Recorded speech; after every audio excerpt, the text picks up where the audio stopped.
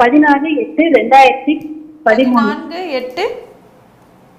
2013 madam. 2013. பிறந்த நேரம் 7:13 PM ma'am. 7:13 PM. பிறந்த இடம் பிறந்த இடம் திண்டுக்கல்.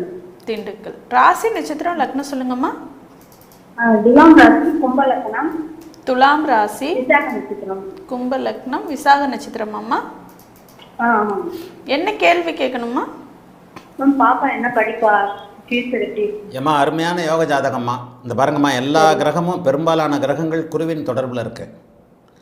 லக்னாதிபதி ராகுவோட இருக்கிறாருன்னு பார்க்கவே வேண்டாம்.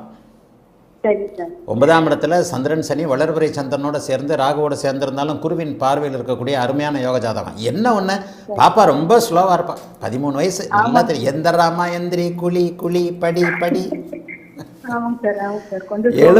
எழுப்புறதுக்கே 10 தடவை சண்டை போடுவீங்க, அடிக்க போவீங்க இல்லை அடிப்பீங்க.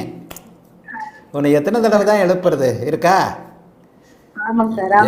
எல்லாத்துலேயும் கொஞ்சம் நிதானமாக தான் குழந்தை இருக்கும். ஆனால் உண்மையிலேயே லக்னத்தை குரு பார்த்து நல்ல குழந்தை. லக்னத்தை குரு பார்த்து லக்னாதிபதியை குரு பார்த்தாலும் சிறிது லக்னாதிபதியை பங்கப்பட்டு இருக்கிறார். நமக்கு இந்திரா காந்தியோ ஜெயலலிதாவோ பிறக்க வேண்டாம்.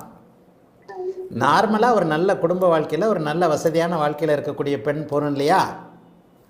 அந்த மாதிரியான அமைப்பு. சனியை லக்னாதிபதியை ராகு பீடித்திருந்தாலும் குருவின் பார்வையில் இருக்கிறது மிகப்பெரிய யோகம். இந்த அமைப்பிற்கு நான் எப்போவுமே அடிக்கடி சொல்லுவேன், முதல்நிலை சுபத்துவத்துடைய தொழில்கள் தான் அமையும். செவ்வாய் குருவோடு சேர்ந்து சனி பங்கம். ஏம்மா இவளுக்கு மருத்துவம் இதில் பயாலஜியில் நல்ல இன்ட்ரெஸ்ட் இருக்குமா? மருத்துவம் சார்ந்த தொழில் அமைப்புகள் இவளுக்கு நல்லாவே வரும். ராசி லக்னத்திற்கு 2 10ஆம் இடங்களோடு அல்லது குருவோட நேரடியான தொடர்பில் செவ்வாய் இருக்கும்போது மருத்துவம் சார்ந்த தொழில்கள் வரும்.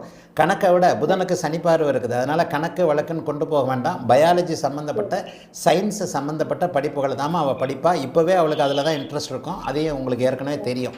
சரியா? வேறு ஏதாவது கேட்கணுமாம்மா?